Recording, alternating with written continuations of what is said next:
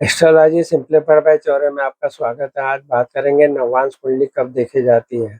नवांश कुंडली जन्म के समय से ही सक्रिय होती है और इसे जीवन भर के लिए उपयोग किया जा सकता है। यह व्यक्ति के जीवन के विभिन्न पहलुओं, विशेष रूप से विवाह और वैवाहिक जीवन को समझने के लिए महत्वपूर्ण योगदान करती है। नवांश कुंडली, जिसे D9 चार्ट भी कहते हैं, का उपयोग निम्नलिखित स्थितियों में किया जा सकता है, जैसे कि विवाह और वैवाहिक जीवन के बारे में बात करें तो नवांश कुंडली विवाह के योग, जीवन साथी का स्वभाव, विवाह के बाद जीवन के बारे में जानकारी प्रदान करती है। पारिवारिक संबंध के बारे में बात करें तो यह कुंडली पारिवारिक संबंधों के विषय में भी जानकारी देती है, जैसे कि पति पत्नी के बीच संबंध कैसे रहेगा, इसका विश्लेषण भी किया जा सकता है। व्यक्तिगत जीवन के बारे में बात करें, नवांश कुंडली व्यक्ति के व्यक्तित्व, स्वभाव और आंतरिक पहलुओं को समझने में मदद करती है। वर्गोत्तम ग्रहों के बारे में बात करें तो यदि कोई ग्रह जन्म कुंडली और नवांश कुंडली दोनों में एक ही राशि में हो तो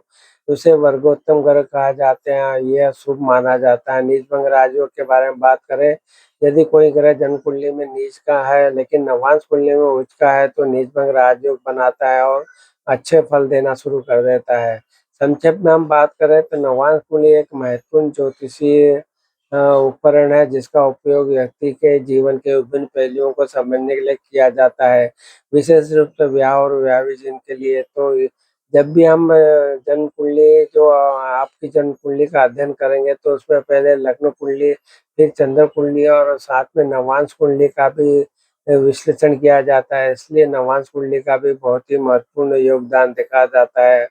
तो जब भी आप अपनी कुंडली का विश्लेषण करें तो आपको जन्म कुंडली के और चंद्र कुंडली के साथ-साथ में नवांश कुंडली का भी विश्लेषण कराना चाहिए, जिससे कि आपको वैवाहिक जीवन के बारे में जो जानकारी है वो अच्छे से प्राप्त हो सकती है कि आपका जीवन साथी का स्वभाव कैसा रहेगा, आपका पारिवारिक वैवाहिक जीवन कैसा रहेगा, इसकी अच्छे से जानकारी देती है। तो इसलिए नवांश कुंडली का देखना बहुत ज़रूरी हो जाता है।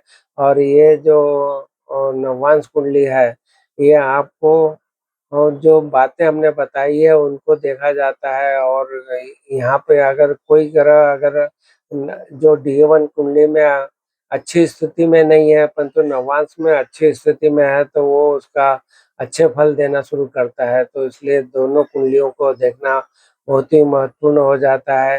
तो जैसे हमने बताया है कि नीच भंग राजयोग कैसा होता है, फिर वर्गोत्तम ग्रह क्या फल देता है, इसकी जानकारी दी है। और हमने दिया कि विवाह और वैवाहिक जीवन को कैसा देखा जा सकता है नवांश कुंडली का उपयोग करके। तो इन सब का आप अच्छे ज्योतिषी से अपनी जन्मकालीन कुंडली का अध्ययन कराई है, उनका आप